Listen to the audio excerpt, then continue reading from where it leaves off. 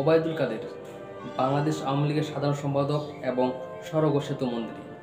নোয়াখালী ৫ আসন থেকে তিনি জাতীয় সংসদ নির্বাচন সপ্তম, নবম, দশম এবং একাদশ জাতীয় সংসদ নির্বাচনে জয়লাভ করেন। শেখ হাসিনার প্রথম মন্ত্রিসভায় তিনি যুব, ক্রীড়া ও সংস্কৃতি বিষয়ক প্রতিমন্ত্রী ছিলেন। ২০১১ সাল থেকে তিনি সড়ক পরিবহন ও যোগাযোগ মন্ত্রীর দায়িত্ব পালন করেন। ২০১৬ সালের ২৩ অক্টোবর বাংলাদেশ আওয়ামী লীগের ২০তম সম্মেলনে সাধারণ সম্পাদক হিসেবে নির্বাচিত হন। এরপর ২০২১ সালের সম্মেলনেও তিনি পুনরায় সাধারণ সম্পাদক হিসেবে নির্বাচিত হন। ওবায়দুল কাদের রাজনীতির পাশাপাশি দৈনিক বাংলার বাণী পত্রিকার সহকারী সম্পাদক হিসেবে দায়িত্ব পালন করেন। প্রিয় দর্শক, আজ আমরা জানবো ওবায়দুল কাদেরের জীবনে। চলুন ভিডিওটি শুরু করা যাক।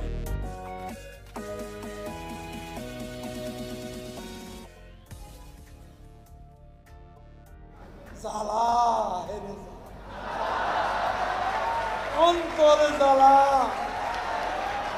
পদ্মা সেতু হয়েই গেল।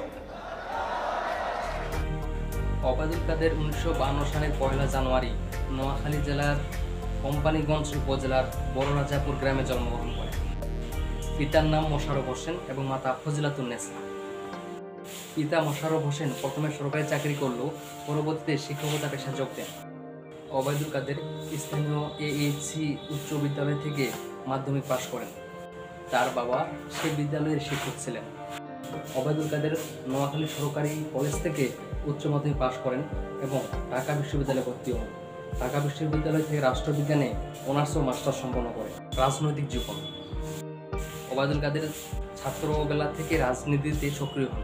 ১৯৭১ সালে মুক্তিযুদ্ধ শুরু হওয়ার পর ওবায়দুল কাদের মুজিব বাহিনী কোম্পানীগঞ্জ থানা শাখার অধিনায়ক হিসেবে মুক্তিযুদ্ধে অংশগ্রহণ করেন। ১৯৭৫ সালে বঙ্গবন্ধু হত্যা হওয়ার পর তিনি ৫ বছর কারাগারে বন্দী ছিলেন।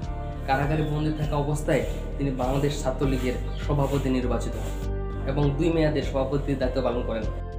ওবায়দুল কাদের ১৯৯১ থেকে ২০১৮ সাল পর্যন্ত ৬ বার নোয়াখালী ৫ আসন থেকে আওয়ামী লীগের প্রার্থী হিসেবে নৌকা প্রতীকে জাতীয় সংসদ নির্বাচনে অংশগ্রহণ করেন। প্রতিবারই তার প্রধান প্রতিদ্বন্দ্বী ছিলেন মওদুদ আহমেদ। ১৯৯১ সালে পঞ্চম জাতীয় সংসদ নির্বাচনে প্রথমবারের মতো জাতীয় সংসদ নির্বাচনে অংশ নেন, কিন্তু নির্বাচনে তৎকালীন জাতীয় পার্টি প্রার্থী মওদুদ আহমেদের কাছে পরাজিত হন। এই মওদুদ আহমেদ পরবর্তীতে বিএনপিতেও যোগদান করেন। ১৯৯৬ সালের জুনে সপ্তম জাতীয় সংসদ নির্বাচনে তিনি প্রথমবার জয়লাভ করেন। এই নির্বাচনে জয়লাভ করে বাংলাদেশ আওয়ামী লীগ সরকার গঠন করে। এ সময় সপ্তম জাতীয় সংসদে শেখ হাসিনার প্রথম মন্ত্রিসভায় তিনি যুব, ক্রীড়া ও সংস্কৃতি বিষয়ক মন্ত্রণালয়ের প্রতিমন্ত্রীর দায়িত্ব পান। ২০০১ সালের ১৫ জুলাই এই মন্ত্রিসভা বিলুপ্তির পূর্ব পর্যন্ত তিনি দায়িত্ব পালন করেন। ২০০১ সালের অষ্টম জাতীয় সংসদ নির্বাচনে তিনি পরাজিত হন। এ সময় মওদুদ আহমেদ বিএনপি প্রার্থী হিসেবে নির্বাচন জয়লাভ করে। ২০০২ সালের ২৬ ডিসেম্বর আওয়ামী লীগের ত্রিবার্ষিক সম্মেলনে তিনি দলের প্রথম যুগ্ম সাধারণ সম্পাদক নির্বাচিত হন এবং ২০০৯ সালের ২৬ জুলাই পর্যন্ত এই দায়িত্ব পালন করেন। এরপর তত্ত্বাবধায়ক সরকারের আমলে ২০০৭ সালের ৯ মার্চ তিনি গ্রেপ্তার হন এবং ১৭ মার্চ ২৬ দিন কারাগারে থাকার পর ২০০৮ সালের ৫ জানুয়ারি জামিনে মুক্তি পান। কারাগারে থাকাকালে কারাজীবনের বর্ণনা দিয়ে অনুস্মৃতি যে কথা বলা হয়নি নামে একটি গ্রন্থ রচনা করেন। এরপর ২০০৮ সালের ২৯ ডিসেম্বর নবম জাতীয় সংসদ নির্বাচনে আওয়ামী লীগ জয়লাভ করে সরকার গঠন করে এবং তিনি একই আসন থেকে নির্বাচিত হয়ে নবম সংসদের প্রতিনিধিত্ব করেন। নবম সংসদে তিনি তথ্য মন্ত্রণালয় সংক্রান্ত সংসদীয় স্থায়ী কমিটির সভাপতি হিসেবে দায়িত্ব পালন করেন। ২০০৯ সালে আওয়ামী লীগের ত্রিবার্ষিক সম্মেলনে তিনি দলের সর্বোচ্চ নীতি নির্ধারণী ফোরাম সভাপতিমণ্ডলীর সদস্য নির্বাচিত হন।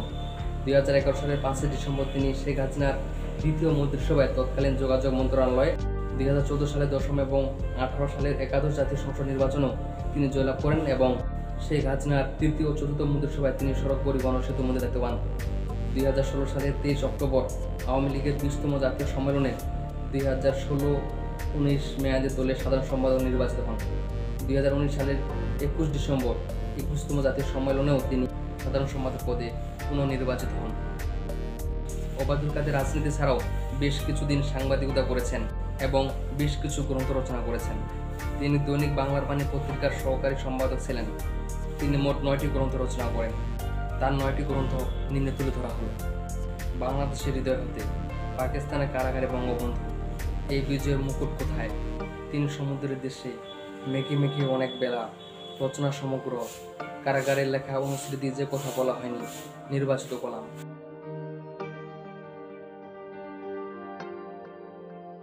প্রিয় দর্শক, আজকের জন্য এ পর্যন্তই। আগামী ভিডিওতে অন্য কোনো নেতার, অন্য কোনো বিখ্যাত ব্যক্তির জীবনী নিয়ে হাজির হব আপনাদের সামনে। সে পর্যন্ত ভালো থাকুন, সুস্থ থাকুন। আল্লাহ হাফেজ।